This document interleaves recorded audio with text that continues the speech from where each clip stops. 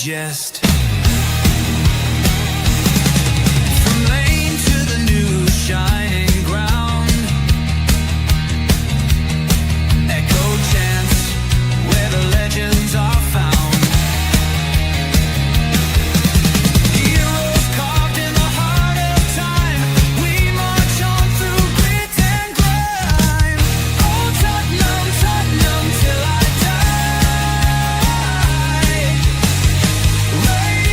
Raise the banner, let it fly. Through the rain, through the fire, this is my club, my only desire.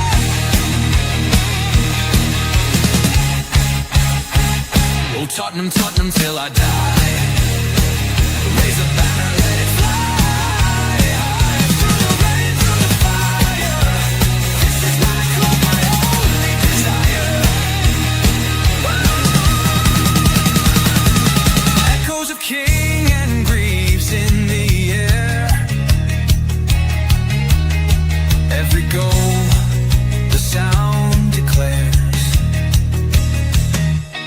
Heartbeats pound like a drummer's song, marching forward, fierce and strong. We're the ones who rise in the clash. Numbers running in a white shirt dash. History burns in the roaring crowd. Every game we scream it loud. I'm Tottenham, Tottenham till I die. Raise the banner, let it fly. Through the rain, through the fire, this is my club, my only desire.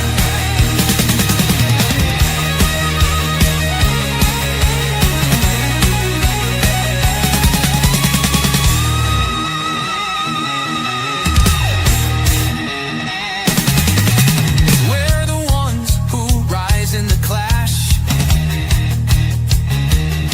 Numbers running in a white shirt dash. History burns in the roaring crowd. Every game we scream it loud. I'm Tottenham, Tottenham till I die. Raise the banner, let it fly.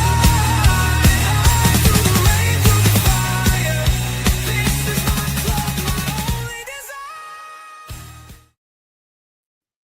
Good afternoon. Hang on here a minute. Hang on here a minute. Is this a take-up night? Though you just you know your you know your place, right? Good evening and welcome to the #1 Tottenham channel on YouTube. You have #1 for Spurs news, your #1 channel for breaking news as well, and your #1 channel who brings you Simon Jordan into the equation. A man who delivers on his convictions, and a man that is not too scared to tell how Harry feels, including his bleached blonde hair, his whitening teeth, and the gorgeous model he has on his arm. And Tequila will respond to that in a minute. But good afternoon, guys. Good morning if you're watching in America, and good evening. Good evening here if you're watching in Ireland and England. Joining me tonight, of course, I've got Steve and Tequila. We're going to go through all the news, guys, from around the Spurs sphere. Steve, how are you? Busy week at Spurs, a lot of news here, there, and everywhere. Yeah. And how are you anyway? So before we get into the news. Well, I'm doing pretty well. I had a little medical procedure, a dental procedure this morning, so I'm still kind of reeling a little bit. But that being said, man, I got to be honest with you, man, I'm doing fantastic. It was a productive week. And of course, I'm always looking forward to the weekend because I get to talk about Spurs all weekend long. So for me, from that standpoint, man, I'm absolutely just buzzing. So, I'm great. And I hope everyone in the chat is doing well. But most importantly, I hope you guys have a great weekend yourselves, and hopefully you guys have a good time. Yeah, and Jordan's also this man. I owe him a debt of gratitude. He's joined me all week. We've had some good debates this week, haven't we, Tequila? To be fair. Some feisty affairs, eh? Kind of. Yeah, and I'm sure tonight will be no different. Of course, he is the Simon Jordan of the channel, with his bleached blonde hair and his whitening kit. A fake tan. What do you reckon? Fake tan. I actually said it to you. I said to you last night, didn't I? I'm the Jim Wright and you the Simon Jordan of this channel. I don't mind that. I prefer Jordan. If I'm going to be honest. So if he's Simon Jordan and you're who did you say you were? I'm Jim White. Jim White. I reckon. Yeah. Does that make me Gary Neville? What does it make me? No. We won't go that low. What about Martin Keown Tequila? What do you reckon? God. Or Martin? You could be O'Hara. Well, he's a bit of a. At least it's just. There you go. So at least O'Hara is a Spurs fan. So I think that's the best compliment I can give him. Okay. Fair enough. Just curious, man. Yeah, Jamie O'Hara. There you go. Jamie O'Hara. I'm quite happy with that. We haven't done one of your have you seen? They will be coming in the season. Tequila does a very good Jason Cundy impression. He does an extremely good Jason Cundy impression. He only comes out when Spurs whip somebody. Didn't have to use it much last year, did I, Demi? No, you didn't. I think only 3 times. Tequila, how are you, man? How's your day been? And it's been a long week of Tottenham news, hasn't it? I'm happy to see the end of this week for personal reasons. So I'm happy. Let's put it this way: I'm very happy it's a Friday. As for Spurs stuff, I don't know. It's been a bit of us spinning our wheels a little bit weak, isn't it, Dermo? It is. Wayne Bonner's gone for a Roy Keane. I don't know who he is, Roy Keane, but I think that could be you to. I reckon that's Colin. Colin's Roy Keane. Oh, I'd love to be Roy Keane, bro. I saw some clips of Roy Keane today when he. I'll take the Roy Keane. I'll take that one. No. Sorry. No. That goes to the Cork boy in the channel. And Cod's column is from Cork. It's already been decided. It's already been decided, Dermot. See, us Irish stick together. You see, the Irish boys stick together. Here you go, Steve. Let me ask you a question then. Who's the favourite American player to play for Spurs? Which one is your favourite American player to play for Spurs? The guy right behind me over my shoulder, Clint Dempsey. So yeah, I'll take Clint too. Clint Dempsey. Yeah. We had a lot of American goalkeepers, didn't we? We had Friedel and we had Keller, didn't we? Keller, yeah. Which one did you prefer out of those two? Friedel. Okay. Yeah. Was the better keeper, but yeah. There you go. Big up to Giant68. Big up Dermo and the panel in the chat. Big up, Coys. Big up to you, Giant. He also says, I see the guy that at all the kebabs is refusing. I've seen some pictures this week, which I think is highly offensive, but you do laugh when you think about it. No, come on, man. Just leave the sort of bullying alone. But I get what you're getting. Refusing to deal with Spurs over Morgan Gibbs White has a short memory. Didn't we pay over the odds for Johnson to help him with PFR? We did actually with PSR. That is so true. But yeah, who ate all the pies? Simon Cohen, big up Dermo. Another day, same story. No signings. They're coming. Believe me, they're coming. Good up to Wayne Bonner. Good afternoon or evening, everyone. Hope you're all well. Wonder how long it would take Dermot to talk about his poll. Never. Just did. Big up to Spotlight and Spurs. Big up to you, sir. Hope you're doing well. Again, great to see you in the chat. Big up Simon Cohen. I thought some bloke from Roma was signing for some. Oh yeah, I thought this is. Do you see? I thought some bloke from Roma was signing some. Signing some young player. Yeah, Nicolo Pisolo. He is the Italian U21 player, and I had it on good authority that both Tottenham and the player had agreed to personal terms. So we'll see how the rest of the window transpires. Yeah, a rumor is a rumor until it's all confirmed. Big up, gents. Big up, Mr. Terry White. Big up, Dwayne Tequila. Blink twice if you're being forced. I just did. You can't see it now. Spotlight goes for Danny Murphy. Now, I don't mind Danny Murphy on TalkSport. I quite like Danny Murphy, actually. Good player as well. Jamie O'Hara, yeah. He wasn't bad, actually. Danny Murphy's a better player than Jamie O'Hara was, don't I? Unfortunately. Yeah. I think Jamie O'Hara is a better host than Danny Murphy. Murphy was pretty good at Liverpool. His career kind of went a little bit backwards after he left Liverpool, but I read his book. He really had a hard time after he left football. He really did.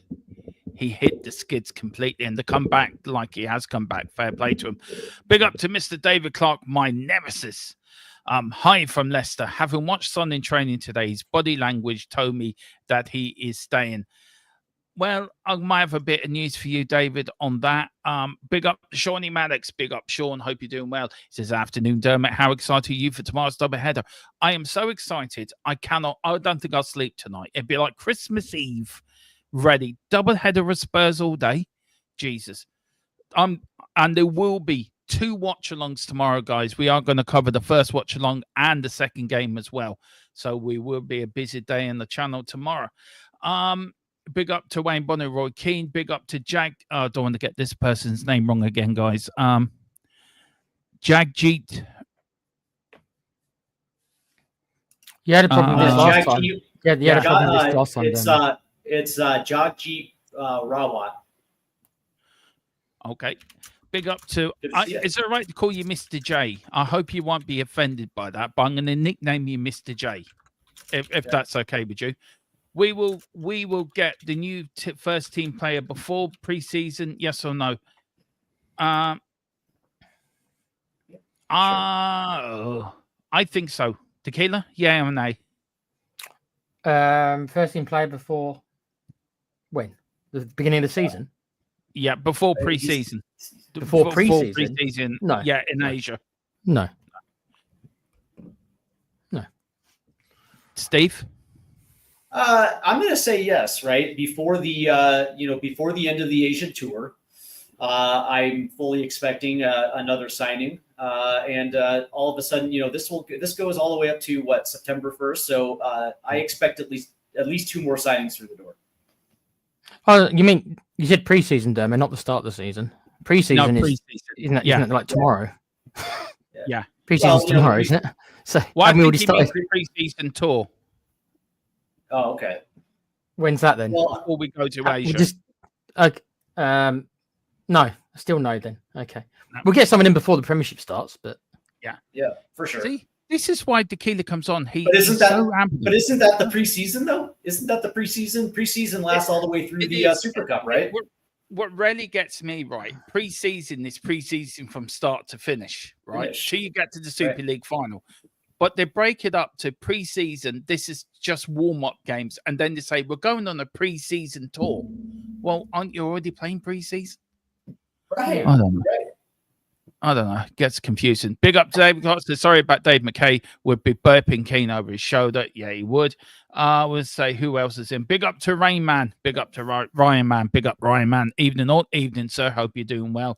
Big up to Colin as well. The boss is watching. Yes, I know you are. We will behave ourselves. Wait. Who's Com's the boss? Yeah. We all know that. We all know Colum's the boss. He is the Roy Keane. Look, there's only one boss, and it's Mrs. Tron, and Com knows that for a fact. Yeah. We all know Mrs. Tron's the boss, but Colum is his assistant manager. It's like a bit like Ted Lasso and the lady chairman. Com is Ted Lasso. Yeah, and so Mrs. Tron's the chairman. So she's in charge. Yeah.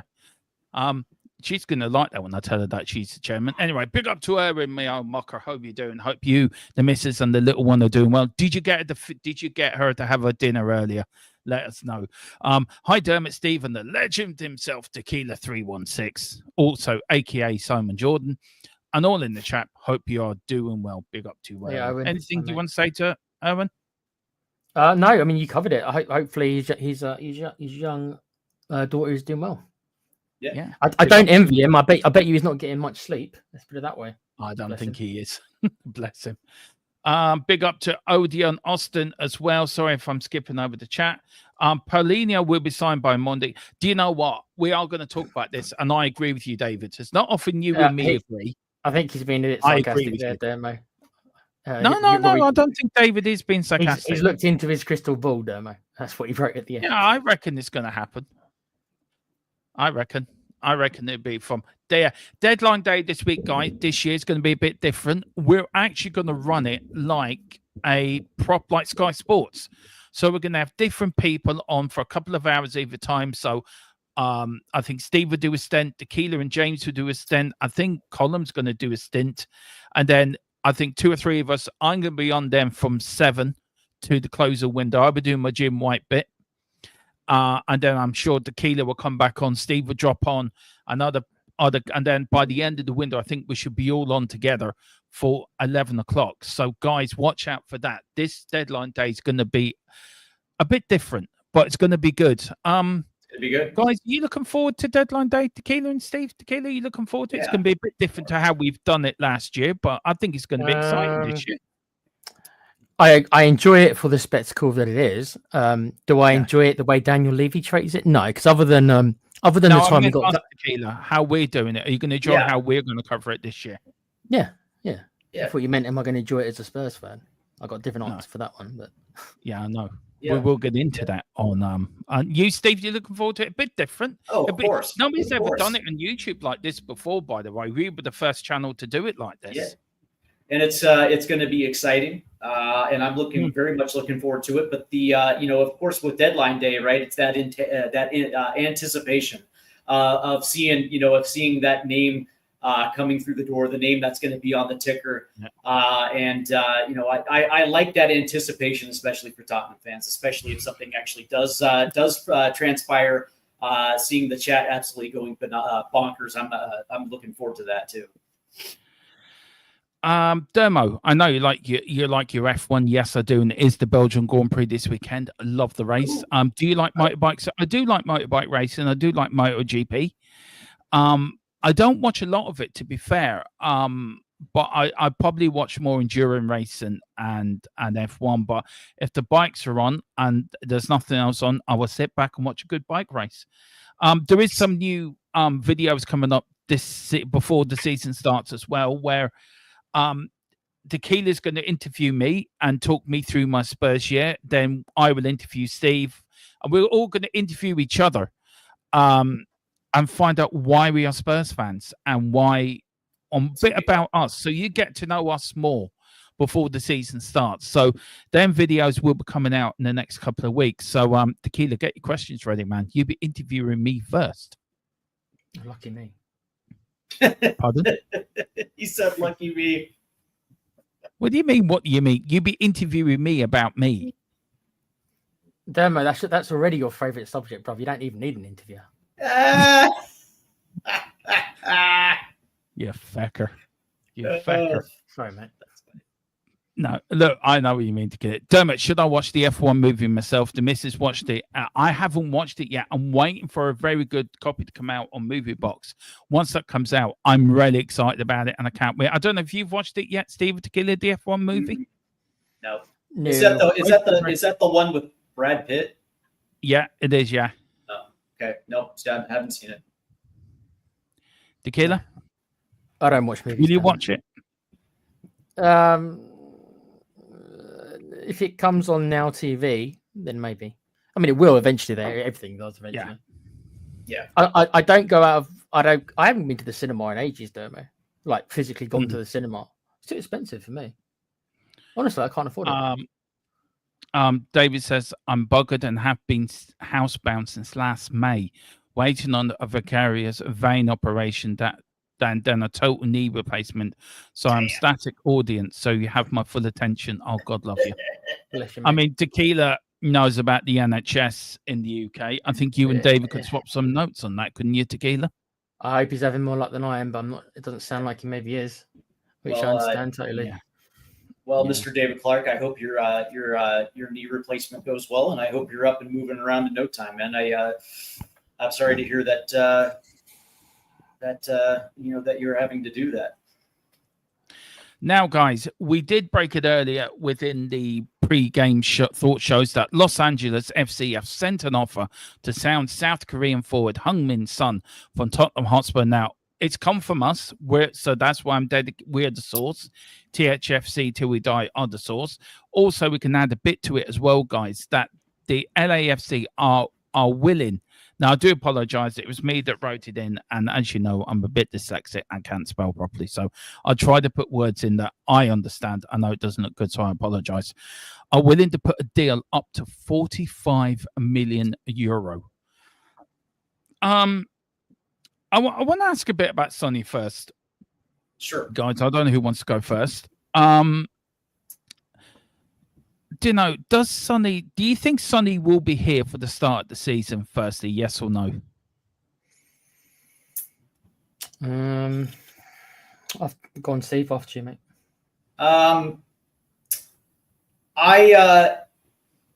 It all depends on what happens between now and the end of the Asian tour. Will depend on whether or not Thomas Frank is going to be confident on his left-sided wingers. From that standpoint, I'm going to say yes for right now. It's just a tentative yes. But that being said, I want to see exactly the financial arm of this deal, because I know how Major League Soccer works, and the question is going to be whether or not that's the juice is going to be worth the squeeze from the Tottenham side, not exactly the LAFC side. So I'm curious to see it. That being said, it all depends on what Sonny's motivation is, right? This is a World Cup year, and I would probably assume that 2026 is a valuable season for him, and also his stake with the South Korean national team. So that being said, I'm going to say yes for right now. But that being said, this thing is kind of fluid at the moment, and depending on that financial arm for Major League Soccer, and how bad they actually really want him, my answer could shift within a week. But as of right now, it's a yes. Yeah. Tequila, the boy HOTSPUR, has just put out in the last couple of minutes that a report that Tottenham Asian tour could be the last hurrah for the Lily Whites for the first team star for Sonny. If Sonny does go, what sort of a player will he be remembered for?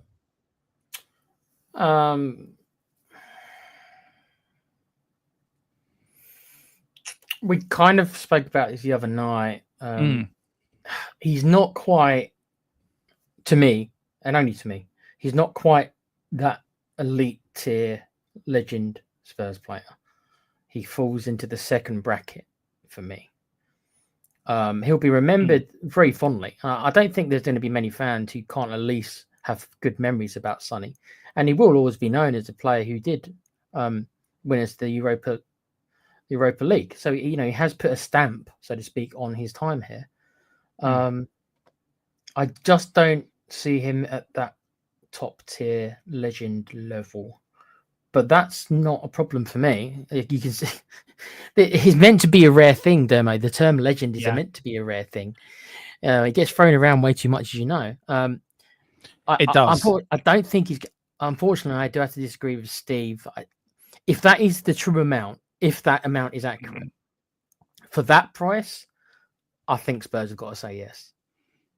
Yeah, for sure.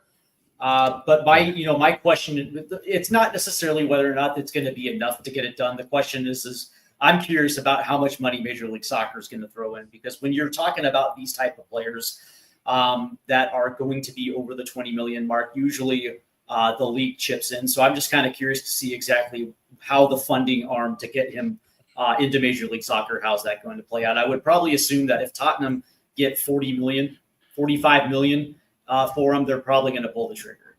Yeah. I mean, they are looking for around. I mean, it is a deal worth up to 45 million. Right. Are you surprised with somebody with 11 months left on the contract, who is a 30-year-old, that he's going to get that sort of money? Or is that more? I mean, you know more about the MLS than me and Tequila do, Steve, right? So I've got a separate question for you about the MLS and that. But Tequila, are you surprised Tottenham are asking for this amount of money for Sonny? There was rumours before about Saudi coming in for him for 60, I believe. So, no. I mean, he's 32. And with the exception of Cristiano Ronaldo, most players don't last to 38 and stuff like that. Yeah. Ronaldo's a freak. We all know that, right? There's not many who manage to pull that off, especially when it comes to outfield we players. all know Messi's a better player than Ronaldo, by the way. And it's a bit different for keepers. Keepers can last a bit longer, but not for the outfield players as much. 45 million. To be honest, Dermo, I mean, even if they halved that, I still think even half that would be maybe slightly difficult for Spurs to turn down because of he's got 1 year left and he's 32. And I've said it so many times about Levy not wanting to buy these older players because there's no resale value. Well, there's an exception here. If Levy thinks he can get that money for a 32-year-old, he's going to take it, bro. I think this is why Sonny seems a bit upset, because I don't think he wants to go, and it is a bit sad because I don't think he wants to go.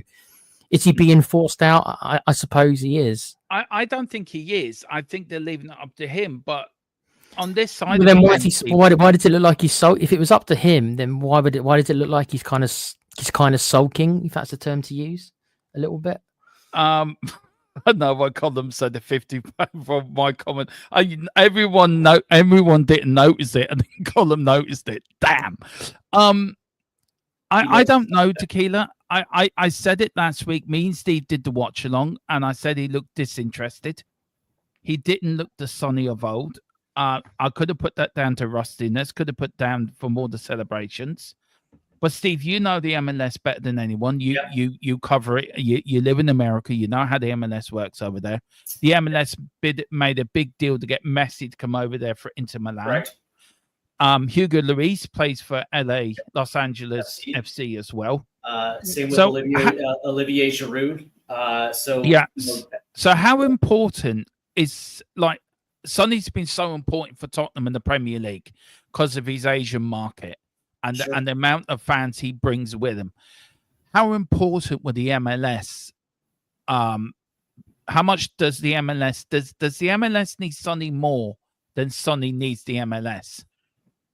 It's clear that MLS probably needs Sonny a little bit more, because one of the things that MLS has a problem with right now is marketing individual stars, right? And I think that they found out just exactly what a Messi can do. When it comes to drawing, I guess you can call it fair weather soccer fans, right?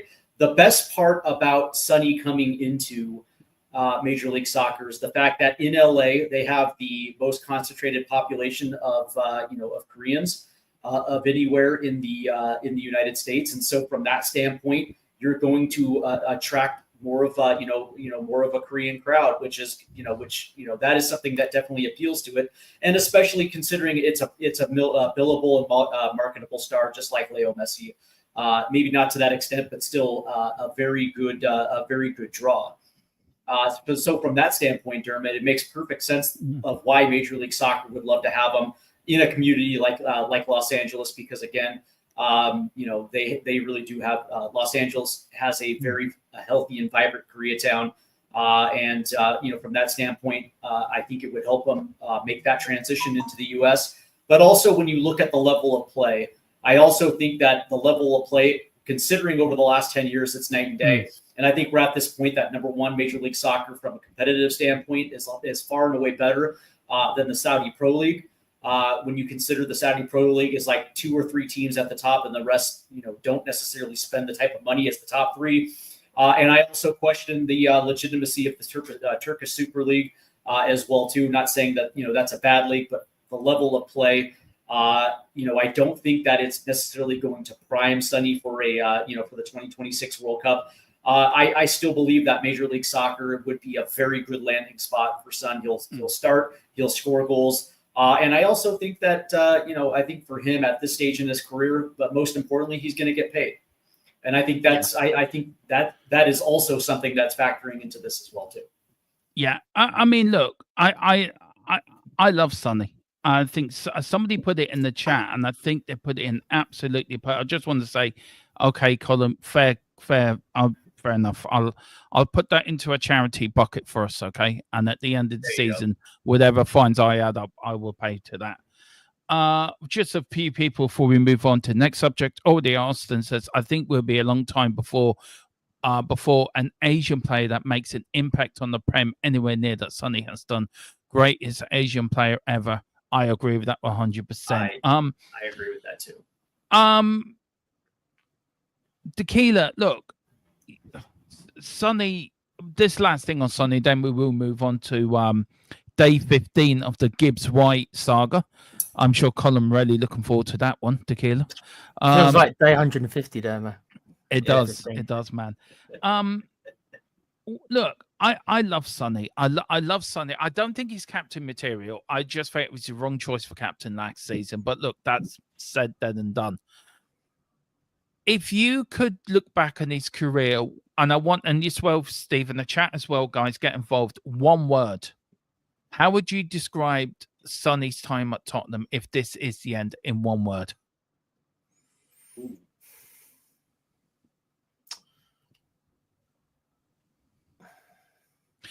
Okay, if you two, I go for success. Success. Loyal. Okay. Yeah, good one. Colin. I'm going to say consistent, because every single year, you know, his numbers were absolutely consistent year after year after year. And that, you know, and for a team like Tottenham that was up and down at certain points, to have that type of consistency along with Harry Kane, it just goes to show you just how incredibly tuned in and how you know, how great of a player he was. Yeah, for sure, man. Consistent's got to be the word. Tequila? Jovial.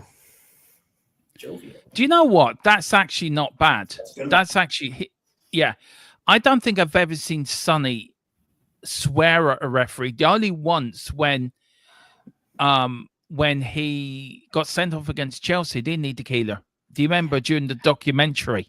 It's like they said the same thing a little bit about Wayne Rooney. I remember, at least at the start of his career. He looked like just a young lad at the time who just enjoyed football, and he always has a smile on his face. He always enjoyed his football. Yeah, okay, he's had his moments like every player does, but overall, this is a guy who just loves football, and that comes across and always has, and how he presents himself. Yeah. So that's what I mean. But in one word, jovial, I think is a good one. I think you two made really good words, actually. Big up. Let's see what the chat's saying. Hot God 10's gone for gentleman, correct? Ryan Mann's gone for great. Yeah, great point. Positive. Column's gone for sensational, which is I think, Column, if I'm allowed to say, is on the picture of our new merch that's coming out. There is new merch coming out, guys, this season.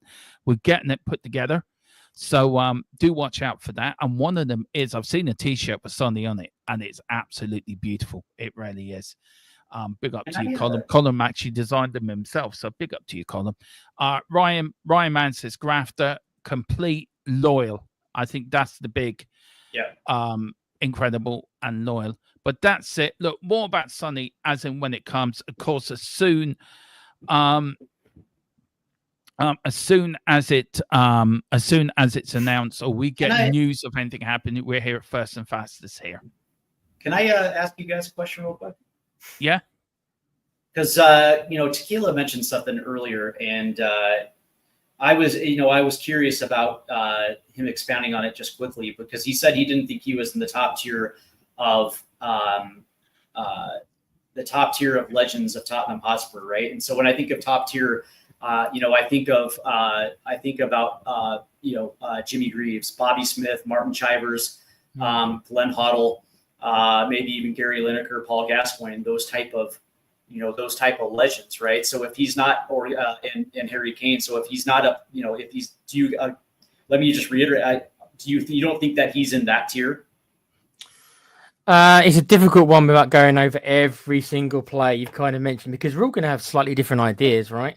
I'm quite harsh. It's the same thing when people call somebody a world-class player. In my mind, and only my mind only, a world-class, when I think of world-class, I think of a 24-man squad. If the player is called world-class, if I don't think he gets into that 24-man world squad, he's not world-class to me. So when I'm talking about legends, it's such a small number in my head. When of those top-tier legends, it's such a small number. I would even put maybe a couple of those players you mentioned, probably for me, wouldn't be in that top upper tier either, because that upper tier is such an exclusive list. So the tier below, there's a lot more names in the tier below. Fantastic players. It's just a personal thing regarding. I just feel legend. Sonny is one of the best Spurs players of all time, but I don't think he does. Here you go. Then. Does Sonny get into a first 11 Spurs team of all time? No. Ooh. There you go. Ooh. Yeah. Does Harry Kane? I think Harry Kane might. I think maybe Kane and Greaves. I don't think Gary Lineker does. I don't think. I think Paul Gascoigne probably does. See, I wouldn't call Gary Lineker a Spurs legend. I don't think he was. He may have been a legend of football, but he wasn't a Spurs legend. I think Glenn Hoddle, definitely yes. Martin Shivers, definitely yes. Jimmy Greaves, yes. You could look at Bobby Smith. The 61 double side, I think they're all Spurs legends just for doing the double end off. You could look at the 80s side. Graham Roberts, Spurs legend, definitely. Paul Miller, Ray Clements, yes, definitely. Eric Torsvet, probably. But I don't think the likes of David Howes or Paul Stewart or Pat Van Den Houw or Chris Waddle, I think they go into the same category as probably Sonny, where Sonny is. I think they're great players. But I think to add in that point, Tequila and Steve, that him and Harry Kane did have the greatest partnership in Premier League history. Now, do you feel, look, I don't want this to become the Sonny show. We do have running news. But do you feel that Sonny has missed Harry when he left to go to Bayern? I think that's yeah. I mean, of course he has. Yeah. To be honest, that's where. Do you think that's where most players who play alongside Kane are going to miss him, Dermo, because he was a creator as well as a scorer.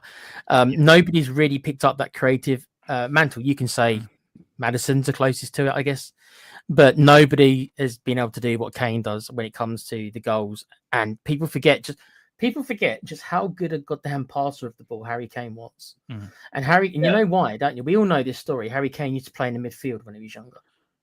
That worked absolute wonders for Harry Kane, playing in the midfield before they moved him up front. He learned how to be a creator as well as a goal scorer. And that's why we're missing it now, isn't it? That's why we need two players to do the one player's job. Well, I mean, I go back and you look at probably Eric Cantona for Manchester United. How much did I know Column's in the chat, maybe you can answer this. How bad did Manchester United miss Eric Cantona when he retired? I think they did miss him for a season or two. But we've never replaced Harry Kane at Tottenham. We've never have. I don't think you can with one player there, mate. That's the point. Is that he was two players into one. I really don't. Look, we will go more into Sonny over the weekend, of course, early next week. Guys, we're working on this. Another bit of news coming out of Germany. Yes, we have got correspondents in Germany, close to the ear to the ground outside Bayern Munich's cafe, drinking tea and eating cheeseburgers. Tottenham Hotspur are working on the deal to sign Bayern Munich's midfielder. According to the Daily Telegraph, Tottenham Hotspur are working on the deal to sign Palhinha. However, Spurs have to sell one of their existing midfielders to make Spence. This is from Bayern Strikes. This is where this story has come from. I'll stop you, Steve. Don't I go you, Taylor? I'm going to mix it up a bit, okay? Palhinha. Just again, simple, yay or nay, and why? It's 100% a yay. And considering that, a lot of people might look at João Palhinha as damaged goods last season. He had I think he had less than 1,000 minutes last season that he was dealing with injuries. But that being said, if you can get a player like that at a little bit of a discount, it's going to, obviously it's going to help Spurs in the long run. One of the things that, especially at the sixth position, one of the things that concerns me as of right now is there's still a massive drop off after Rodrigo Betancourt at that position, right? So when you look at Yves Bissouma, I don't know how you guys feel about him. I just don't think it is what it is. I just don't think he's going to come consistent all year. And then after that, then it's Archie Gray. And so there is a considerable drop off. What Spurs need is somebody that is going to be able to walk in and challenge for that starting spot. And so when you can have two guys at that six who can play routinely and consistency, all it's going to do is create good problems. for Spurs moving forward. And of course, when you look at the schedule and you see the Champions League and you see a crowded schedule, you're going to need somebody who is experienced to come in and play that position and lock it down. And so getting a guy like Paulinho is a no-brainer. Yeah, I mean, Tequila, look, I know you are sort of on the point where you don't think Levy will go for this kind of deal because there's no resale value, which is a very valid point. Not to buy. A loan's a completely different matter. It's a good point. Would it be a loan? Would you have it as a loan with an obligation, or do you think at 26 million is too good of a deal to turn down? I would have it probably,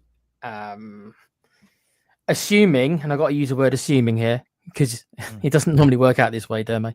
Assuming those 26 million funds would be going to finance another player we need in another position, then I would do a loan with not an obligation, but an option to buy for maybe the 15 million mark.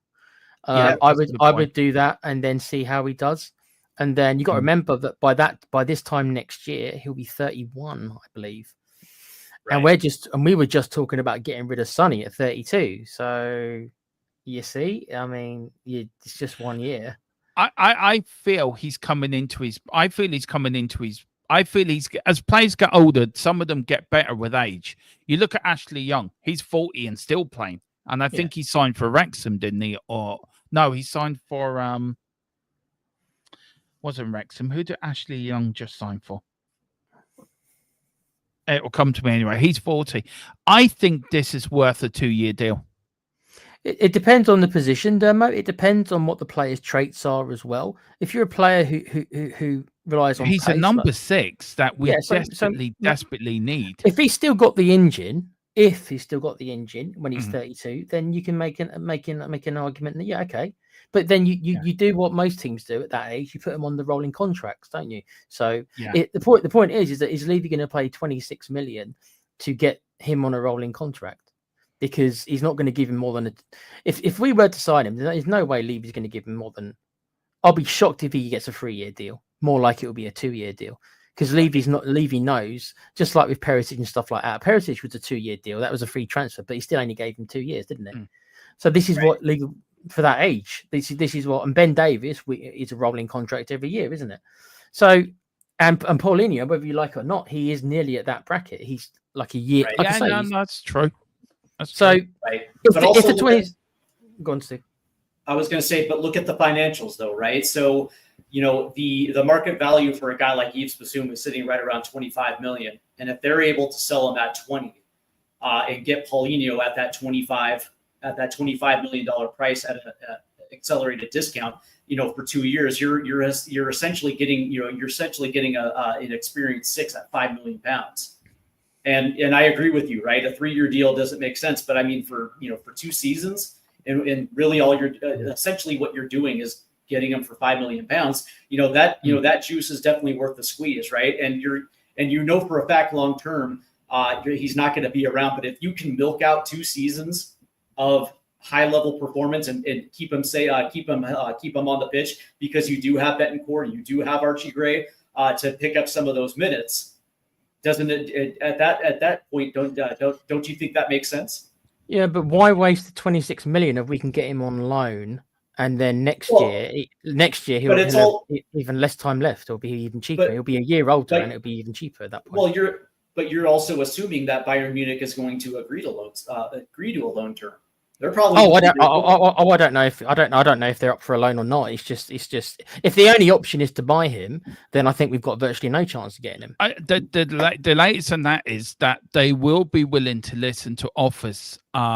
And they will, but he does want to stay at Bayern Munich. He does want to fight for his place.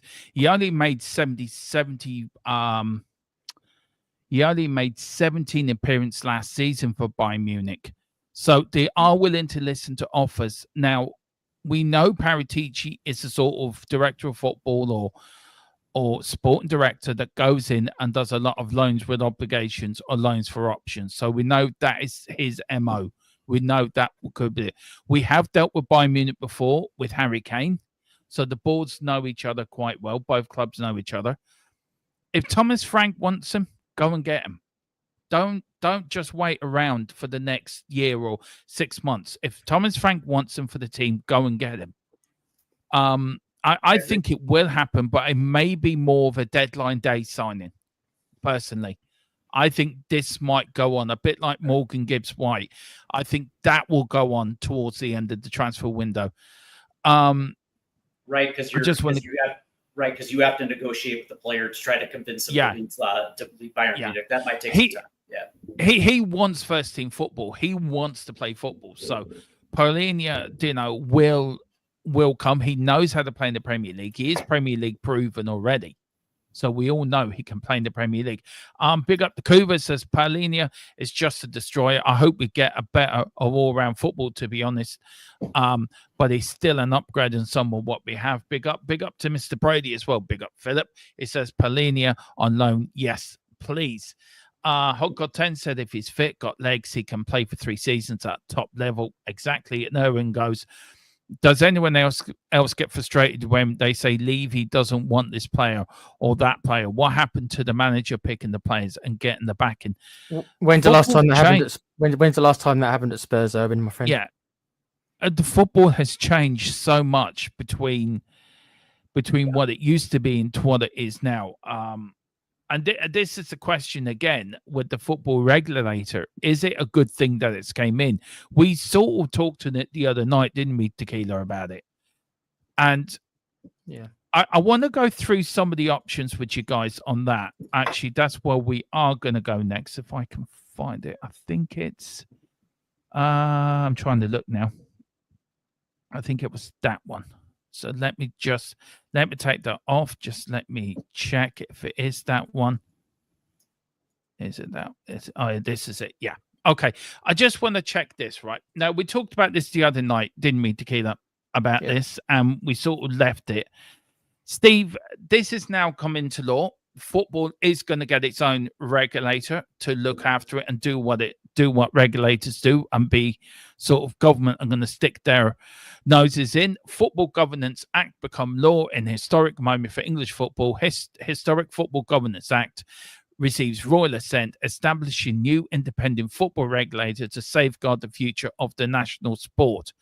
Now, some of the things that the new powers will include is, as you can see, tough new financial regulator to improve resilience across the football pyramid to ensure clubs are sustainable for long term. New standards for fan engagement for club decision making, so on and so on. But this is a bit that I'm really pleased in. This is a bit I want to talk about. Two bottom bits.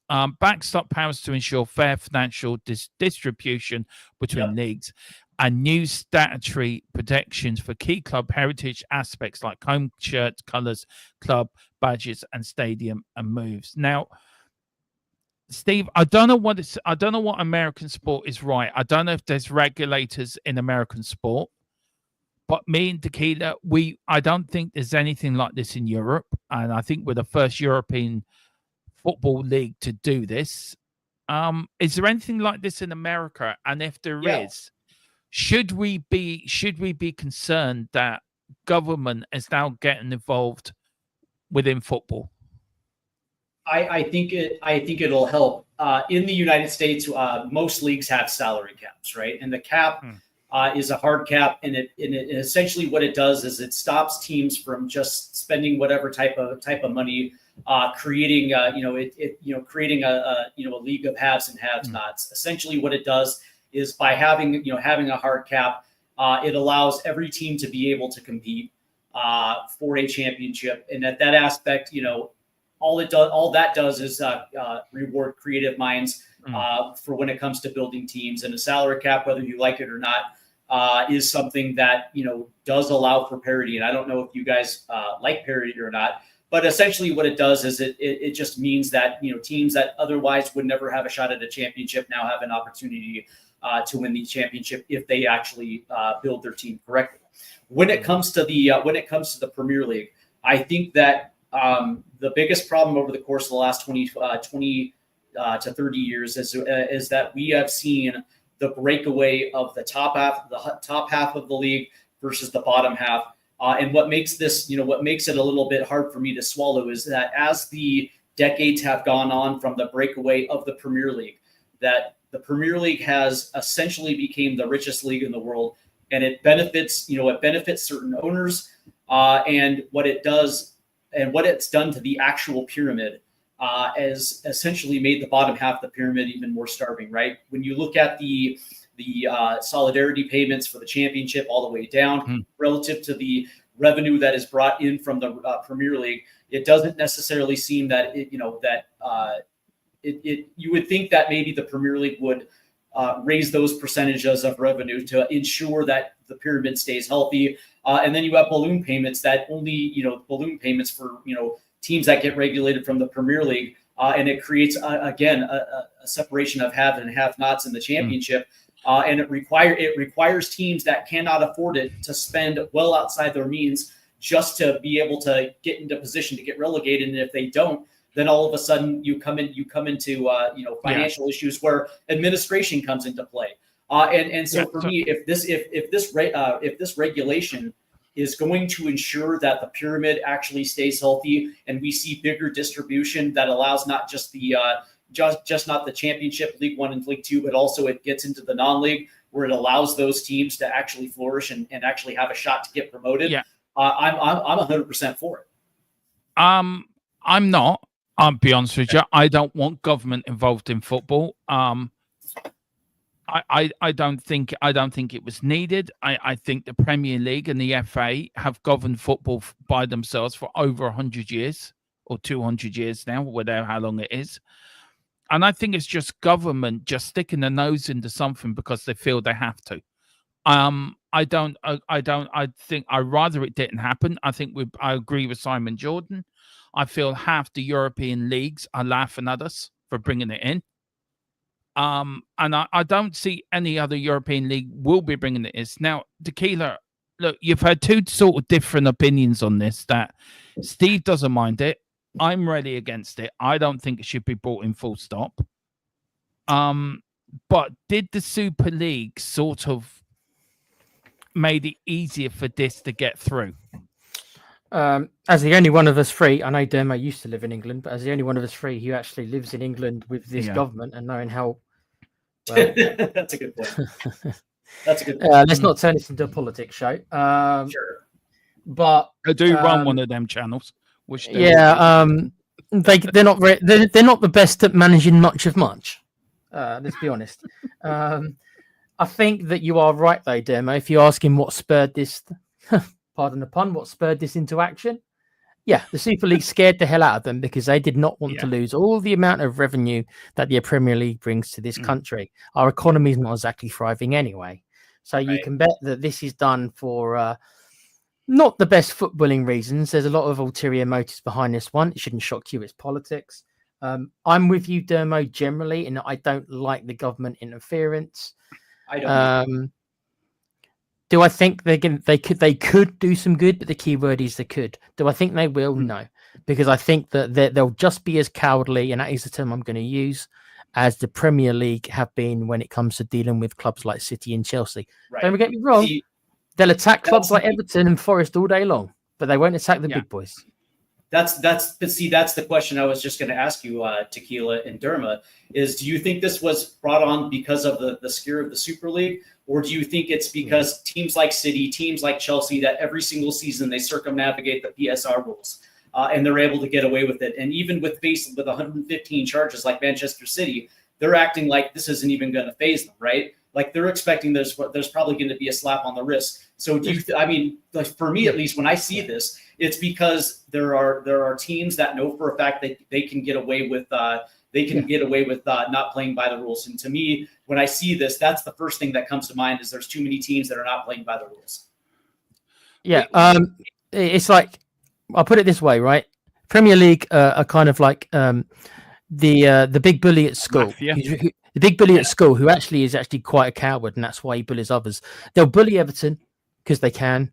They'll bully Forest because they can. They'll bully Derby because they can, and all these other teams they've deducted points over. When it comes to Man City and Chelsea, no. They are scared of them because of the resources, the flat out resources and the power and the finances behind both of those clubs, because they know that they're going to be held to the wall in litigation for years and years, just as we're seeing with City. I think it was because of the Super League. Yeah. Definitely because of the Super League. If you look at the Super League, the top 6 clubs were going to move out the Premier League. Now, the rest of the Premier League were quite happy to say, right, off you go. F off, never come back. Then you look at the protests that happened at Manchester United. They got the Liverpool game postponed. You look at the protests outside Chelsea and Arsenal. I mean, our protest was pretty.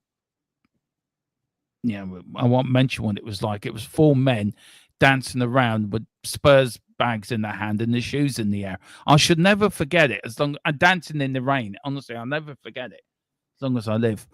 And I just think it's government that thinks, oh, hang on a minute, we've ballsed up everything else, but let's regulate this. We can get a few quid out of it, and that will do. And I don't want them involved. I mean, Ryan Mann here says.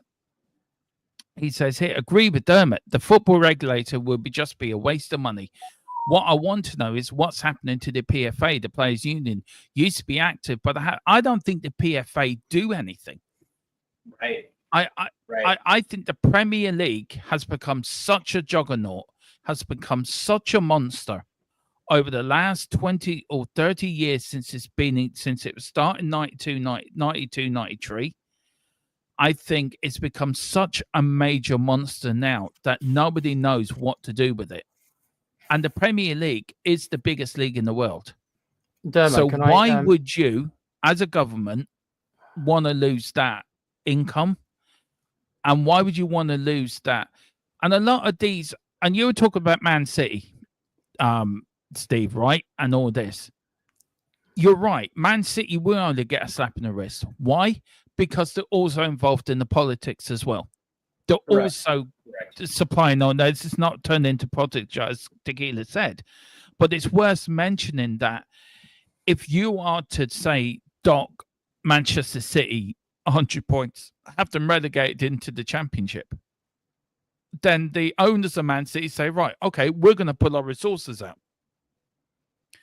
So you've got a government that's sticking its nose in, wanting to apparently safeguard football, which I think is a load of BS. You got. I don't believe they are. I think you got a governing body that does it, as Tequila rightly says, is a bully and will only bully small clubs. And you got a Premier League and an FA are so scared of their own shadow, they won't do anything. And then, but you know, they will go to Everton and like Nottingham Forest and deduct them points for what? It's all down to, as Aaron says, it's all down to money. And I think this is a stupid, ridiculous thing. And I'm so disappointed it got passed through law. And just one more point. Sorry, I know I'm going on. Sorry about that. It's a rant. I do apologize. It was put to a vote about last week or the beginning or the beginning of the last week or the end of the following week to have 10 games shown a year free on traditional TV. All the people that wanted this regulator in, wanted fair for football, fair for the fans, voted against 10 free games for the whole year.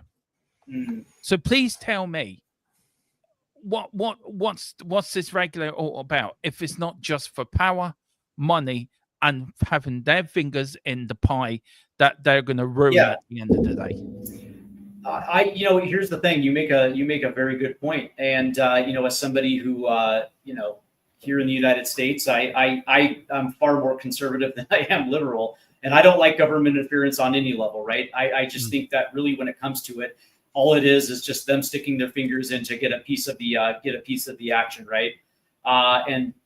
You make a very good point, and it almost feels like that is also the case as well too.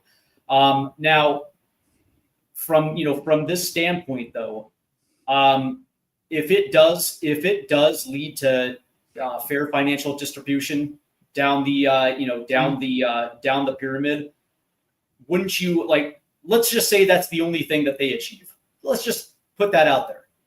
Okay, where the only thing that they're able to achieve is better distribution down the leagues, right? So it's a better percentage of the revenue that the Premier League brings into effect, right? At that point, you would probably say, well, that's actually kind of good for the Championship, good for League One, because it allows smaller clubs to stay away from administration. At that sense, you would think that would be good for English football. That being said, I just look at this as if you're going to come in and do this, everybody has to be on the same level. There isn't this bully aspect where certain teams get punished while other teams get away with highway robbery. If you're going to come in to regulate, then you do it all the way. And that means City, Liverpool, Chelsea, Tottenham, Everton, Forest, Bournemouth are all on the same level. You know what I mean? Like they're all on the same level. And if you break rules, then if that leads to relegation, then so be it. I mean, Tequila, just before we move on and go on to our sort of second to last Can I bring up this point here, Dermo, quickly? Yeah, of course you can, This comment here from Kuva, I've had my eye on it for a while because it kind of adds on to what I was saying, that one. And that really says it all. That's the question I was going to ask you about that. The Premier League, this is the difference. The Premier League can easily survive, with all due respect to Forest and Everton. Even though Everton has been a mainstay, they can survive with that. And because Everton hasn't finished in the top, they don't even get to the top 10 anymore. When's the last time they cracked the top 10? Right? They can't afford to lose either, let alone both of them, Chelsea and City. There's no way they can afford to lose them. So they're going to bend over backwards and do everything they can to appease those clubs. There is no fairness. Let's not be naive to think there probably ever will be. Whilst there's so much money involved, there can't be. It's not an even playing field on the pitch or off the pitch. We know that. Unfortunately, I don't think this is the answer either. What is the answer? I don't know. If I knew that, then hell, I'd be much richer than I am. So let me ask you the question that's sort of based on that then, and then I send it. I actually both to you and Steve, and then we'll move on to the last bit. Now, we know Chelsea have been selling stuff to themselves. We know Villa had done the same thing. We know Man City probably do it year in, year out. As much as we hate Daniel Levy, we're probably one of the cleanest teams in the league. I honestly do think so. From a financial point of view, I think we're the more well-organized, cleanest league. So, Tequila, you look at Chelsea have got bad fine from UEFA for doing dodgy stuff. Should the Premier League, if the Premier League turned around to Chelsea, Man City, and said, right, you're into the Championship for a season, you can't appeal. If any other club does this, this is the punishment you will get. Would you have a lot more faith within the Premier League then if they did that? If they did it to one of the so-called big boys, one of the draws of the Premiership, again, no disrespect to teams like Forest and Everton. Of course, they have their fan bases, but we're talking globally here. Again, I'm going to be honest. Do you think Everton has got a massive global presence? I don't think so. I think all Premier League teams have a global but not compared presence. to other ones, though. I'm talking about levels here. So if the Premier League said to Man City, right, we're relegating you to League One because of what the 115 charges, and Chelsea, we're relegating you to the Championship because of what you've done, you cannot sell a women's team to yourself. I mean, that's just ridiculous. Would you have more faith in the Premier League then than you do now? Yeah, but I don't believe it will happen. The last time I saw any kind of footballing governing body, which I really thought, okay, so they've got some good, some gonads, right? They've got some balls, right? Was when the Scottish Premiership had the balls to relegate Rangers. That's half.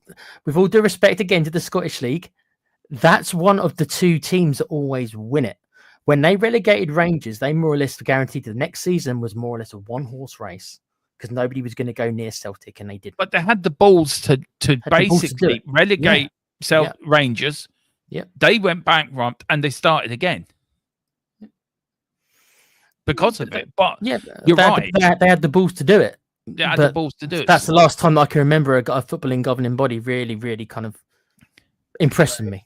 Then my question is to you then, Steve, before we do move on, should FIFA and UEFA then get involved and say, right, this is what needs to happen? UEFA had banned Man City from the Champions League. Man City went to CAS, and I have watched the documentary. However they got out of it, they got out of it. Is football that corrupted now that whatever you do, nothing's going to change? Does the bubble have to bust for football to bring it back to basics to start again? Does the bubble have to burst? Basically, what I'm asking you. I think it does.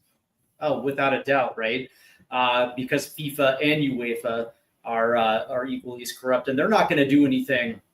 They're not going to step in what they call league business, right? They're going to let that play out before it gets to that type of level. But that's also, that's also the rub as well too, because Tequila mentioned something earlier when he was saying that you're talking about global brands, right? And both FIFA and UEFA make so much money off the backs of these big clubs, right? So they're not going to step in and do anything that has a potential of jeopardizing the revenue stream, right?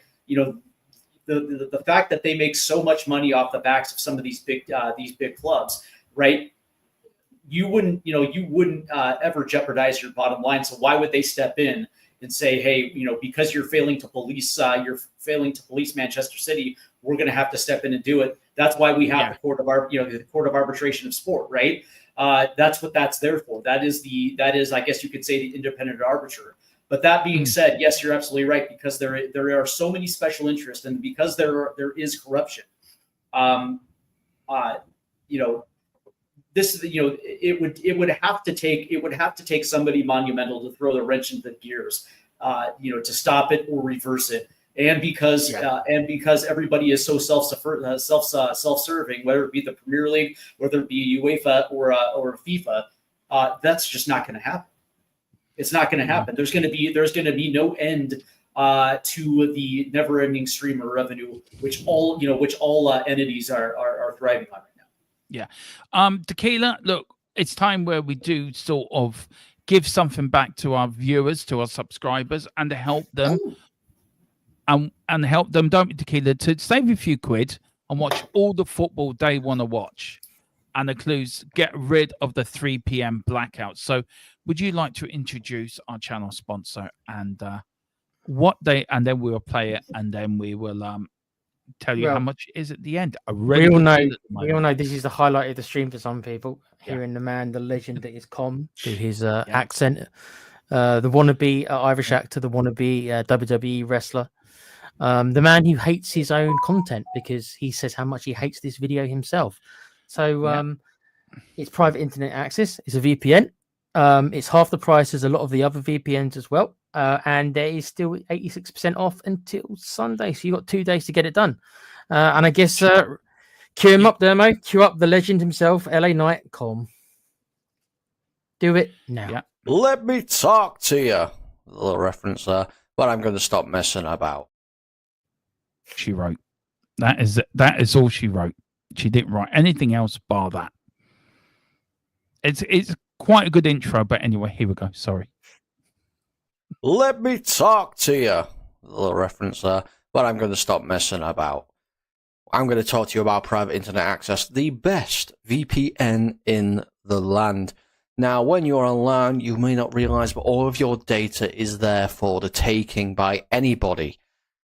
With a VPN such as private internet access, your data is safe and secure, streamlined, and nobody else can get hold of it. That's why I use one anyway.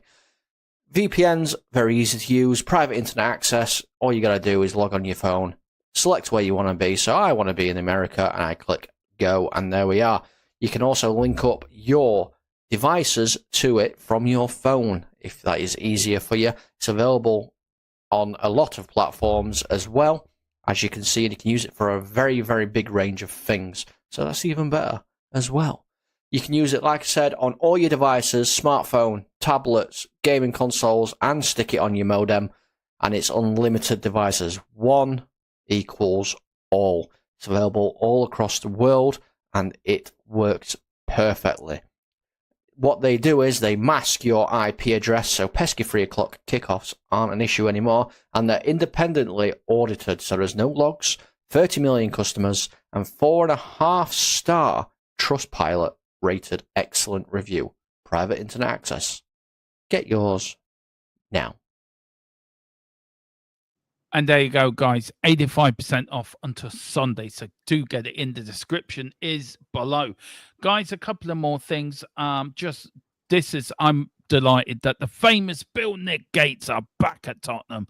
They stood proudly in front of our old White Hart Lane Stadium for generations, and now officially back home in Tottenham, having been formally reopened by our chairman, Daniel Levy, and Bill Nick's daughter, Jean Bell, today. And that's from White and Tottenham Hotspur. Also, very quickly, Tequila, this really will. You're going to be. Are you sitting down, Tequila? Oh God, here we go. Yeah, go on in. London is Levy. Tottenham Hotspur chairman to be given freedom of the city. I really want to know. He's got the freedom to leave. He's got the freedom to leave the city anytime he's he now wants. got the freedom of London. Yeah. I saw that, and I meant to. I just wanted to know what your reaction would be. What is your reaction? Well, I left London when I was like 16. When I was happy to leave. So if it doesn't surprise me that somebody who appears to be the way Daniel Levy is loves London, and if Levy is London, London is Levy. I think it's a perfect match made in heaven, Dermo. London and Levy. Yeah. TP. Yeah, what a time to be alive, right? Where Daniel Levy gets the key to the city and everybody is happy and holding hands, and good Lord, man. Good Lord. I just wanted to hear Tequila's reaction to it.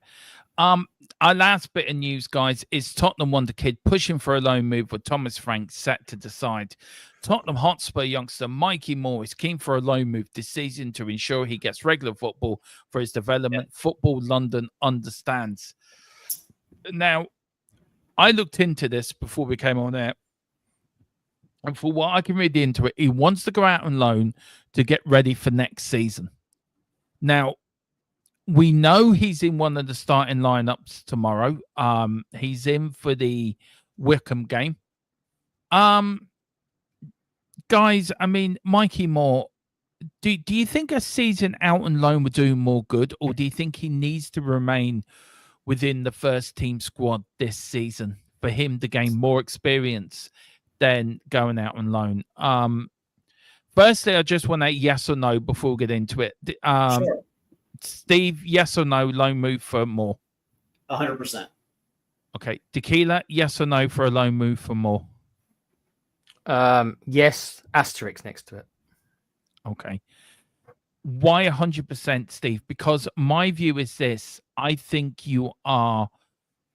think he's going to gain anything by going out on loan. I think he's going to gain more for staying within the first team squad. I think he's going to gain more experience for working with seasoned professionals, have the full season within the first team, playing early games in the League Cup, Champions League, getting the rare Premier League start. I don't think going to the Championship, where I think he's going to be head and shoulders above the rest, is going to do him any good whatsoever. But I think you're going to disagree with me, which is probably what I wanted. Yeah. You think he would benefit more from going out on loan, I take it?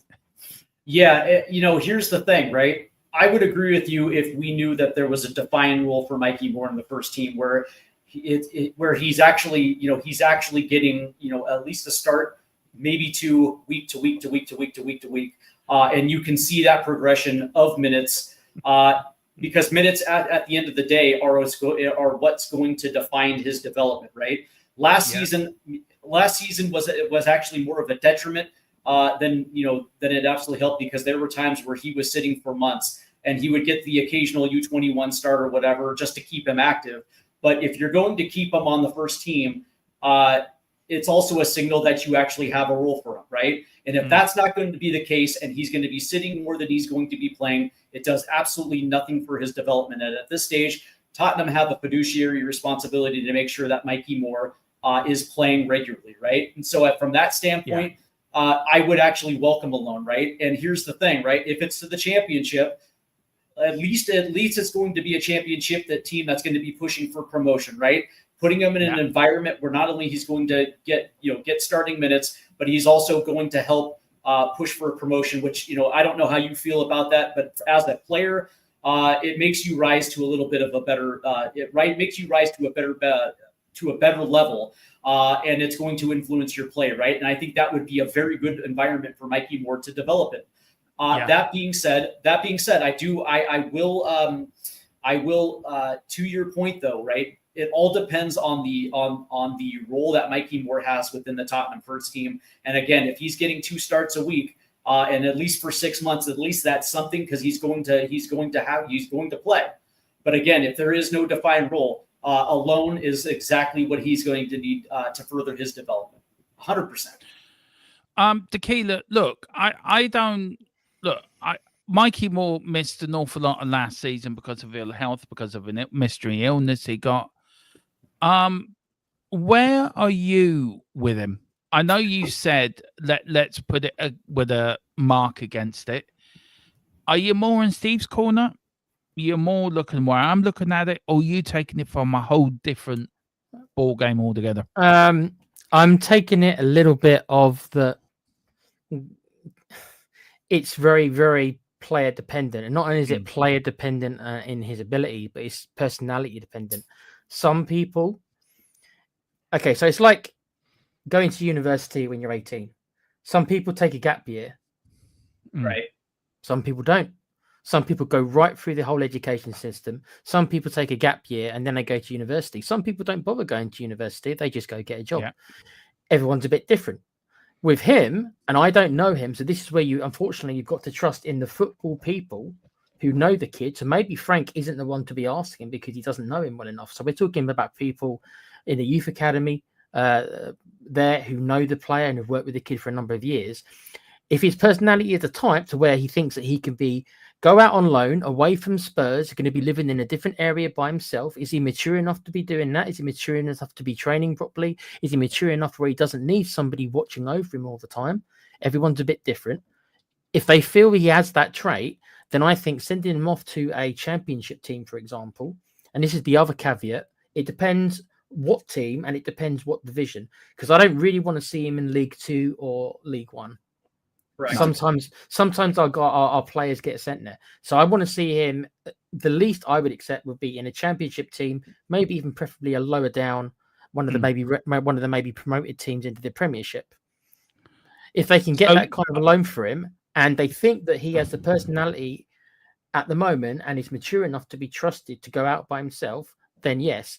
If they don't feel he's got that maturity yet in the person that he is, and everyone develops differently with their personality, then you might have to keep him around and continue to him to be mentored by professionals and also his family support network around him. It depends how far they send him out. They're sending him to QPR. That's still in London. It's a bit different. If they want to send him further afield, that's big. It's a big jump for any. Well, but also remember that Mikey Moore is asking for the loan, right? Yeah, which leads me to believe that he has already had that conversation with Thomas Frank. And that, even right now, Thomas Frank has no idea exactly how he would use him if he stays in the first team. And so from that standpoint, you kind of almost have to err on the side of the player, correct? If he wants to go on loan. You do, but you also have to take that kind of fatherly kind of thing where sometimes you have to look out, you have to protect him from himself. And this is what I mean by it's very much individual player dependent. Some players are ready for that jump at 16. Like Wayne, look at Wayne Rooney, right? He was built for the Premiership since 16. Other players, they take a bit longer. And I don't just mean physically take a bit longer, I mean mentally. Yeah. As in where they are in their lives. Everybody, I matured late. I've always been a late maturer in everything. That's me. That's what I was. Some people, they don't. They get it right away. They're ready right away. I don't know him. Neither of us know the kid. So this is why, unfortunately, and I say unfortunately because we changed managers. So we can't really even trust Frank on this one. It's going to have to be somebody who knows the kid from the academy days, who's worked with him throughout his development in the last 5 or so years, who's known the kid since he was 11 or 12, or what, you know, and seen him grow up. Is he ready for it? He might think he is, but this is where you've got to rely on people around him, including people like his family and his football mentors. Is he ready for it in the head? Is he ready for it in the head? I don't know.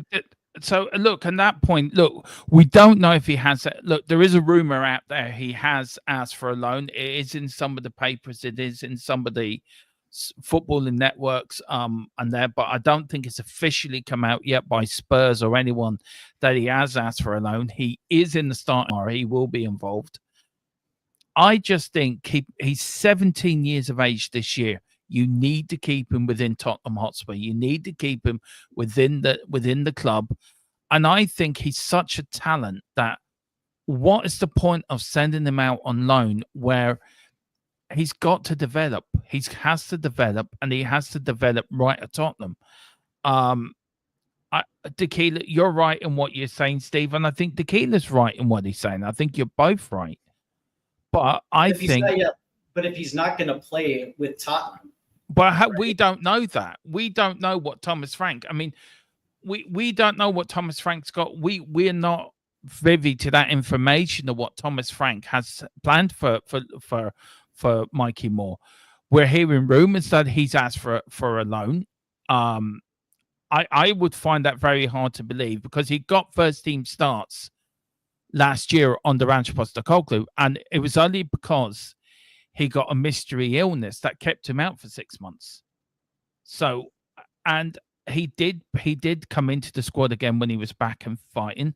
I think Thomas Frank has already said that he wants to use some of the youngsters more this season. Sure. I think if you are going to do that, then Mikey Moore's one of your picks.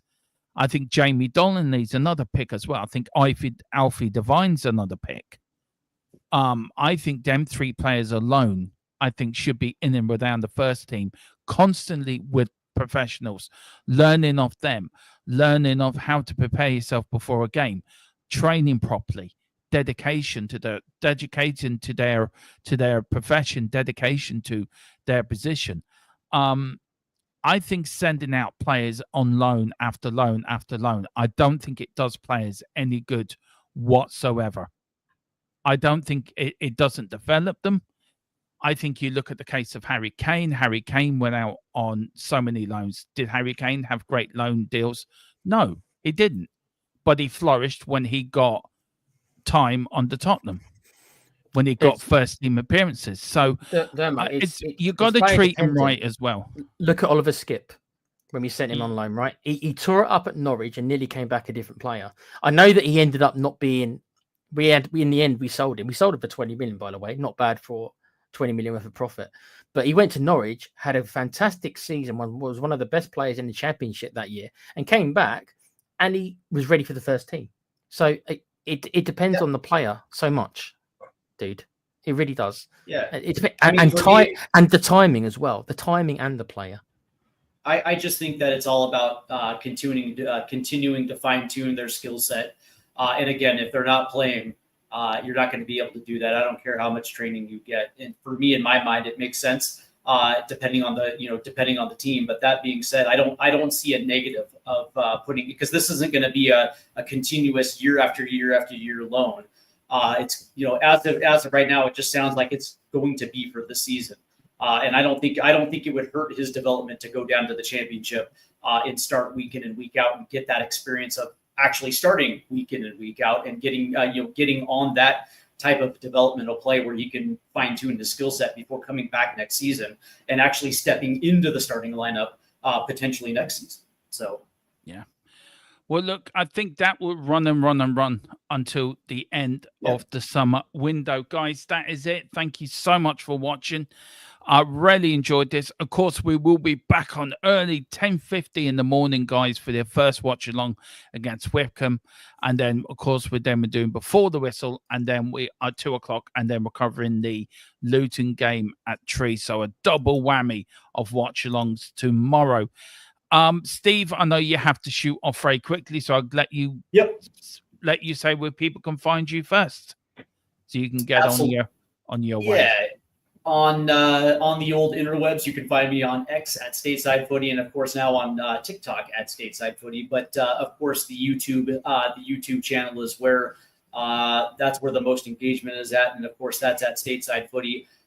Make sure you head over there and hit the subscribe button. Tomorrow morning at 10 o'clock UK time, it is the American Hotspur with guest Ash Maddock from Spurs Kings TV, and I believe that will be simulcast not only on Stateside Footy but THFC TWD before the double watch along by yours truly over there in the left hand corner right there. And of course, I think tomorrow I'll be part of the Luton watch along as well too. So there's a really good weekend ahead, and of course the MLS live stream will be either Saturday night or Sunday night. I'm just deciding on which game I want to cover. So there's a lot of good stuff in the pipeline this weekend for Stateside. And also, if you can, and Tequila, do you want to put your link in the channel, Tequila? Where can people find you? Just put your one in now. Let me put mine in as well. I'll do mine at the end. I've already done yours, It's there. All right. Okay, there you go. And where you can find Tequila here, but you can also find him there. Yes, the gaming channel. We've got one of our members is doing an Alien Isolation playthrough. If you like Alien films, you'll love this game. So watch him crap his pants getting killed by the alien because he's been killed about 50 times. We're going to do a kill counter, I think. See how many times he's died. So you enjoy that stuff, please join us on the Play Pouch. That's what's happening at the minute. Excellent. Yeah, please don't go over. It is good fun over there. And then, guys, of course, for me, you can always find me on here. Of course, you can. This is where you will find me. But also, go to my gaming channel, Dumb and Dumb, Double Dumb Gaming, the one I used to do a column. He's now over the Play Patch, but I'm sure the guys will do some joint streams gaming, where I'm starting every Tuesday a Batman Arkham Knight series, episode 1. Follow me as I take down the Gotham criminals at the belly at the bottom, go into the sewers to fight Killer Croc, go and find the Joker and knock him around a bit, even go and knock Two-Face into next year, and go and find Daniel Levy, who's hiding somewhere with the Penguin with all the money to release it. Demo, Demo quickly. Who's your favorite Batman villain? Who are you looking forward to killing? Oh, I have to say the main story in that Scarecrow is very good. Yeah. But I must admit, I do like the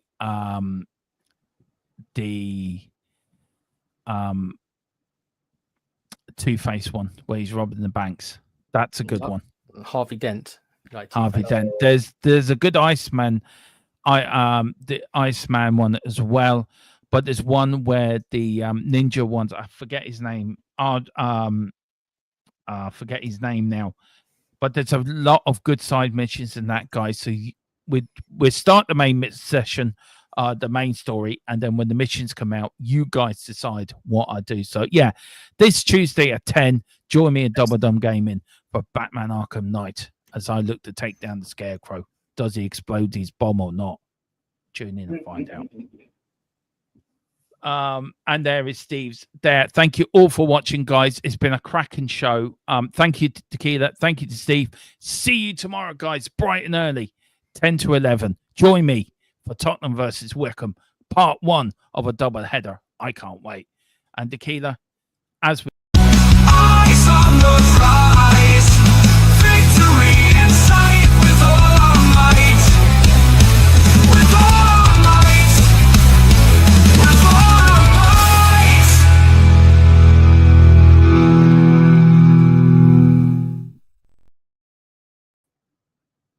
I pressed that